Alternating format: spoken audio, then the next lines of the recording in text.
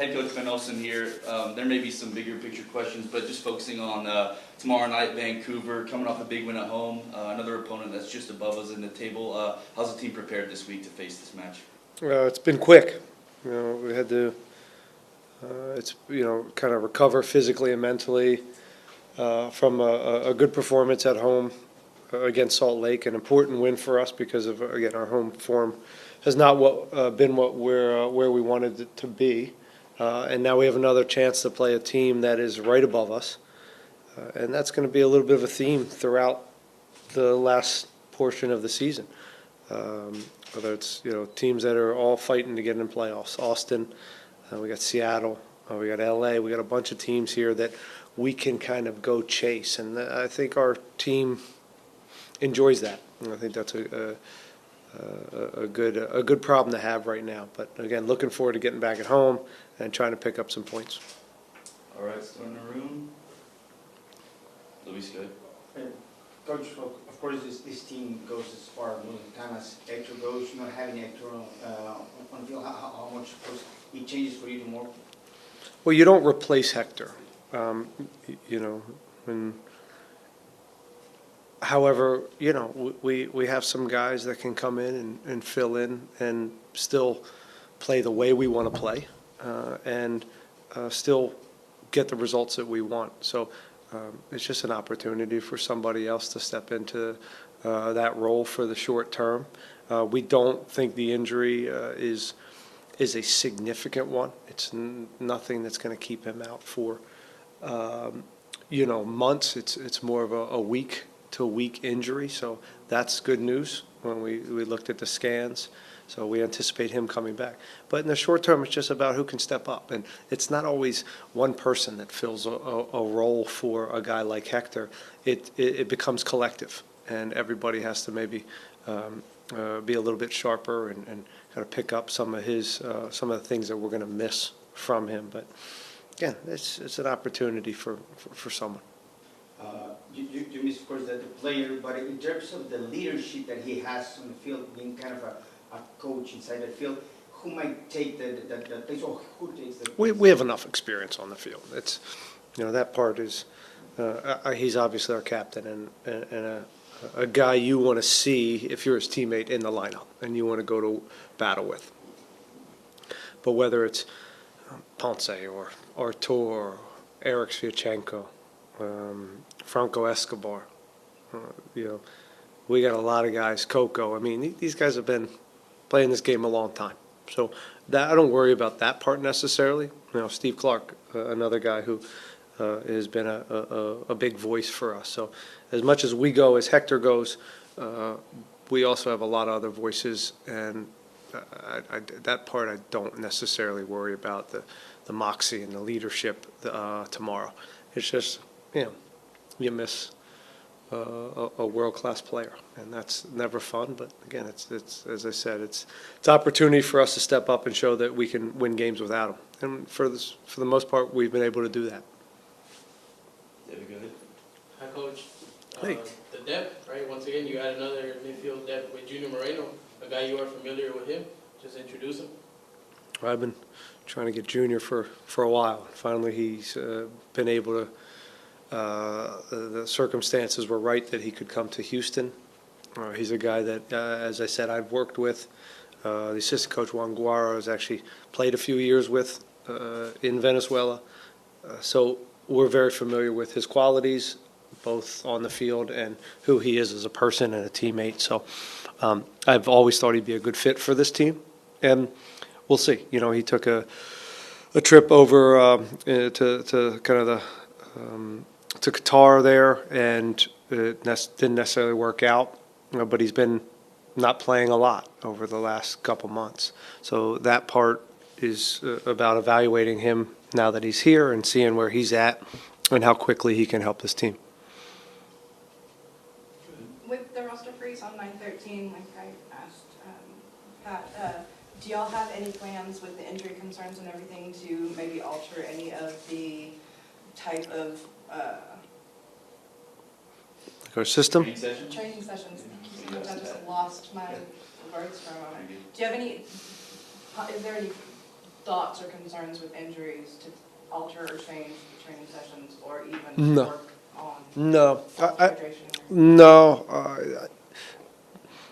We evaluate every injury, maybe over-evaluate, because it happens. And we've got a great sports science department. They do a great job of whether it's, preventative stuff or return to play. And they've done a very good job, in particular after we had that first injury rash of keeping us healthy. So no alterations on training or what we do here. We trust in kind of our sports science and also, the feel that we have for these players. But no, nothing will change. Go ahead, Greg. What is it about this group? You guys have been through a lot this year. What is it about this group? You're talking about it's an opportunity for somebody else to step in. That they've kind of accepted that challenge, embraced it, and put yourselves in a pretty good position here with a late season run.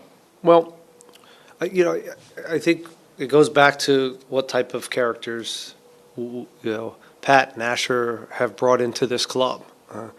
We value personality. We value winners and people that have trophies. So, with that comes a certain, I think, grit and resiliency that they've been through it. And it's an experienced crew. They also like each other. I think the culture's strong. And we're also in seventh place. So as much as there's this feeling of like we've lost 2 in 13 games or whatever, and we've been tough to beat, we're still not where we think we should be. So in some ways we'd like to be up there, but in some ways that's kind of helped the tension right now of understanding each moment matters, and each game is so critical right now if we're going to put ourselves in a good position. First and foremost, getting into the postseason, which we haven't done, and we got to pick up some results to do that. And then if that happens, B, how far can we move up into that into the standings to get home field advantage, or set us up as well as we can to ultimately hold a trophy. So that's where we're focused, and again, that tension. Plus, again, I think we have good character and a bunch of champions in here that aren't too phased at some of this stuff. All right, we'll go to Will on Zoom real quick. Will Gittins, go ahead. Hello. Hi, thanks for your time. They've got a big summer move with probably the arrival of Ezekiel Thompson, a big fee for a player in peak years. To what extent does that change the targets for this season? And sort of what does a successful season look like, Well, I think a successful season is always holding the trophy. That's what we do this for, to have those type of nights. Has he changed the expectations? Yes. Anytime you spend that type of money, as you said, on a player of that caliber, you expect goals. You expect an enhanced group and a better team. So yeah. But again, that's okay. That's what we came here for, is to change expectations. And I think in some ways we did it very quickly last year in getting to the Western Conference Final and holding a trophy. Those expectations, maybe we didn't think it would change that quickly, but when you have a year like that, it does change expectations. But that's healthy. I think that puts more stress and more on us as the group and the coaching staff. But again, that's what this is where we want to be. We want to have the best team possible. That means we have to spend money. Ted Siegel has done an amazing job, I think, of supporting Pat, Asher, and myself with the resources on the field and off the field to continue to change expectations and push this club forward and be a real consistent team that we're putting ourselves in positions to hold trophies. So, Ezekiel's changed that. Anali, again, resources in buying under 22 and really putting some stock in young players. Lawrence is obviously a big injury, and Nelson Quinones. So going into next year, we're going to be able to reload in some of these high, young, talented players as well. If I can jump on that, you talked about the health of your ownership on the field, off the field. I've heard you, rallying. I've seen you rallying the crowd the last game. You and your players talk about wanting more fans in the stadium. Have you gone to your owner on that topic and asked for more help in filling up the stadium, filling up the support? No, not specifically. I don't, I don't spend a lot of time and energy on that. We've got really good people in the front office, and that they're working on pushing that part. In the same way, I'm pushing this group every day to be at our best on the soccer side. So I don't get involved in that. And just to go back to that the other night, I just thought it was quiet. I just thought it didn't, we're winning 3-1 at home. I just wanted a little enjoyment, because this is it means a lot to me and to the group and the staff and the players, that we send these people who are spending their hard-earned money to come watch us. We send them happy, right? We send them home happy, and that means the performance has to be right, and we got to get all 3 points. That's what people want when they go to be entertained. So that's what we strive to do at home, and I think we were doing it. You said this team's maybe not where you want it to be yet. Where do you think it should be? I say that only. I think we're where we need to be at right now in this moment. I think we're in pretty good form. We're hard to beat. We're scoring goals. We're identifying some areas that we really need to dial in on to be at our best here against really good opponents. For us to get into the postseason. When I say that, it was a little bit on the season itself and losing some points where we should be more cutthroat in moments to be in a better situation in the table. But we're not, so I can't worry about that too much.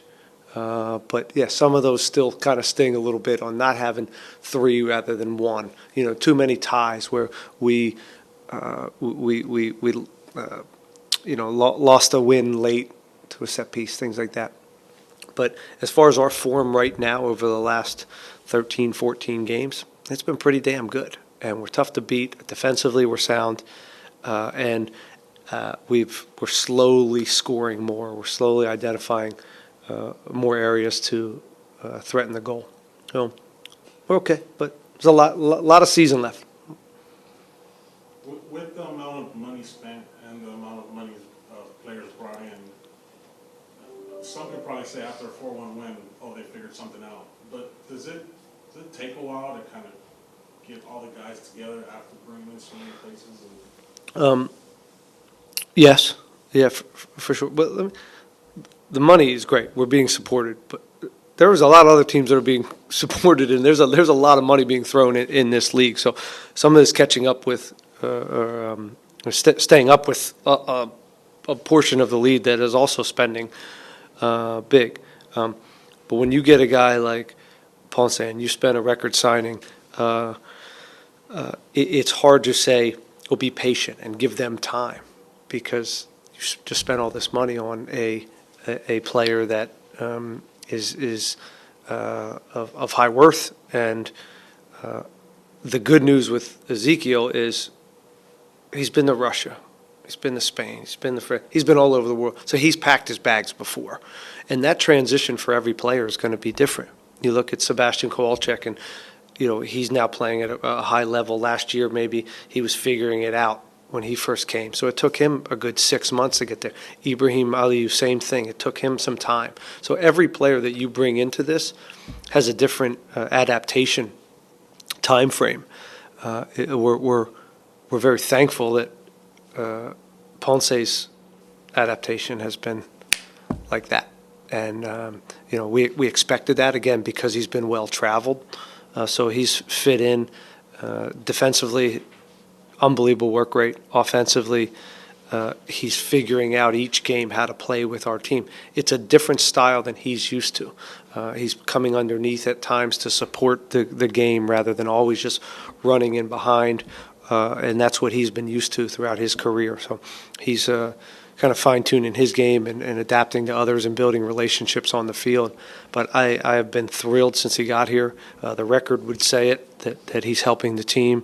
And now it's a matter of him doing all the things he's doing and then scoring goals. 1, 2, 3, continually putting him in positions to score more goals. And because we know he knows what he's doing in front of net, and he can score. So it's not only him adapting to us, it's us adapting to how he wants to score goals. We have one on Zoom from Alex Tara. Alex, go ahead. Great, Coach. If you can hear me, first of all, good morning. Thank you for your time. Can you hear me? Yeah, Alex, I got you.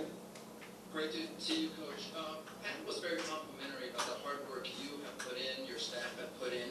What is your relationship with Pat? Are you happy with it? I imagine it is. I can't stand Pat. On the field. Please address that. Pat is, look, we never hid from, our relationship that we've coached together. We knew each other as players. So we've never hid from that. And it continues to be a very strong relationship and friendship, frankly, that we are able to, I think, be honest with each other and hold each other accountable. And I think those are the best type of friendships and working relationships. So it's, I think, enabled us to push each other. He's very, very supportive of any of our needs. If we feel like we need something from a soccer standpoint and we can prove that this is going to help us from a competitive standpoint, Pat doesn't blink, and he tries to push that stuff forward and make sure that we have everything we need to have success on the field. And that's what you want as a coach. You want to be supported both, from a infrastructure and team standpoint. The cap is covered. Asher does a great job with the books and keeping us in the right salary cap mode. And they're also emotionally, I think, they have a good pulse for this. They've been around coaches. Pat's played at a high level. He's also coached at a high level. So he understands my seat as well, more than some GMs. And I think that's very, very beneficial because he understands the pulse, and maybe calling me after a loss at 11:30 to discuss the game isn't a great idea. So he has a little bit of a pulse for that stuff, and that goes a long way with coaches. Quickly, if I may, as a follow-up to what I believe was asked earlier, we all want to see that stadium full. I know your focus is on the field, competing and winning, Coach. Can we all do more to get that stadium sold out? Is that a fair question to you? Maybe you don't worry about it day in and day out, but that affects all of us. Yeah. I don't know. I don't know how to answer. The last few weeks has been pretty good, but I always want more. We always want this place packed, and I think it goes back to what we can control. And we've got a lot going on here to prepare a team, again, to entertain and win. And that's a lot to handle. And I can't, I'm not going out door to door or making cold calls to get people in the stadium. But I know for a fact there's a lot of people trying, and we're pushing, and there's a lot of, we see it too as an organization, and we want to, there's a lot going on. I don't know the specifics of it. It's not where, where I spend my time and energy, but I do feel and see the product when it's a good one, and when sometimes it's not as good as we would like it. That's normal. It's what it is. It's where we're at as an organization in this moment in time. So that's part of this project. When we talk about starting new and building something, this is part of it. This is part of the on-field stuff and off-field part. And Ted's a very supportive and a smart guy, and he's going to continue to push this club as he has the last 2 years. Pat's the right guy. They got great people in the front office. We'll get there. Some of this stuff just doesn't take it takes a little bit more time than I think we all want. But what we can do is, again, put a good product. People like winners. People like teams that are competing for championship. Look at the Astros. I can't go anywhere without seeing people in full Astros gear. Anywhere I go, I see it. And it's great. It's wonderful. They've earned that. They've earned that by being winners and winning World Series. So that's our challenge, is to get there so people are proud and we're making people come to the stadium. And so that's where we control and that's where I live, and that's where we keep our focus, because it only helps me too if we win. All right, a few more. Coach, thank you. Well, do you have one? Yeah. Okay. Coach, with 6 games left into the season, obviously you guys are in a It is. critical situation. What do you need to see from your team going forward to this last few games? Well, offensively, we need to continue to do the little things, make our own luck, and again, whether it's the right numbers in the box and actions in the final third, and continue to put up goals. That's, at times, that's been our Achilles heel, playing well. The report card looks great. It's just a matter of seeing out some of these final actions to reward ourselves with maximum points. So that's on the offensive end.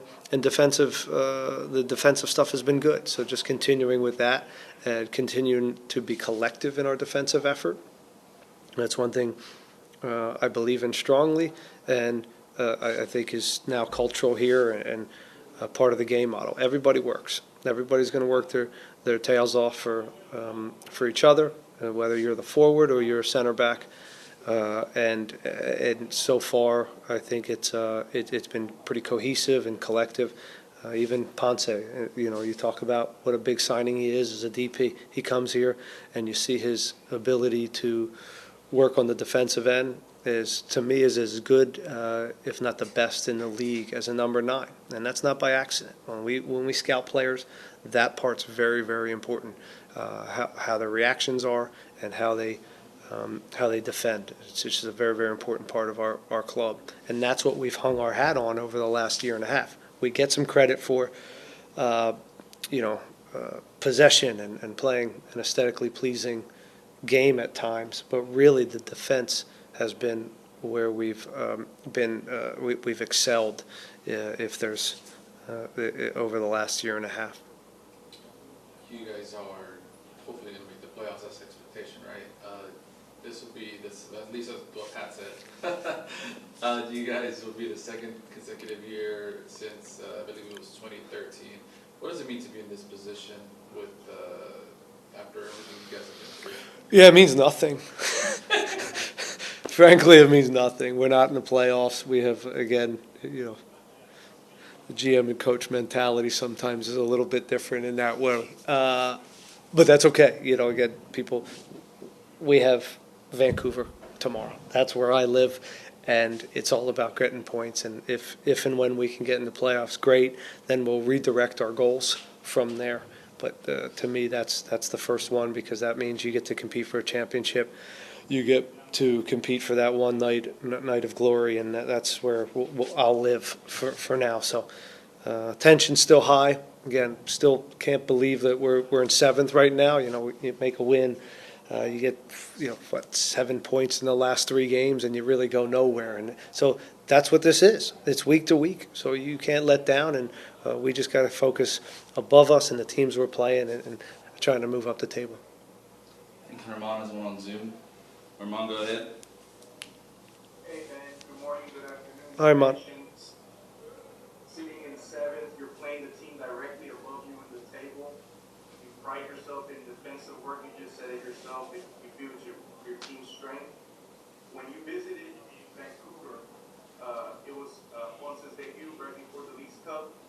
It was a slugfest. You came out on top, got 3 crucial points on the road. What did you learn, and how can you make sure that your team doesn't get scored on 3 times like that? Well, they score 3 times on a lot of teams. It's the way they're built. They score at will. One of the best scoring teams in the league. So we know how they go about that. They're pretty clear in how they score goals, but it doesn't just because we know a little bit of what they're going to do and what they try to do. It doesn't mean you can stop it. So they very rarely get shut out. High-powered attack. So we will have to, and I've said this all week, is we'll have to be as good. We'll have to put on as good a defensive performance as we've had all year to keep this team off the board. And then what happens against them is they're very aggressive and they throw a lot of numbers. And what ends up happening is you get into this kind of back and forth, and it's why they have 3-2 games, 4-3 games, and they become shootouts. And that's okay if you on the day you got more ammo, and but that's a dangerous place to live, I think, against a team that plays this way. So understanding when to go in transition, when to hold and connect and be patient and take the extra passes to kind of slow the game down and not get into this fast break soccer is part of the challenge against them. But it's hard because the way they play, sometimes they're exposed to go try to score, and you have to stick the knife in when you can. But they're capable of putting up real numbers. So it'll be a fun game. It always is. Anybody that goes there or plays them, it's an entertaining game.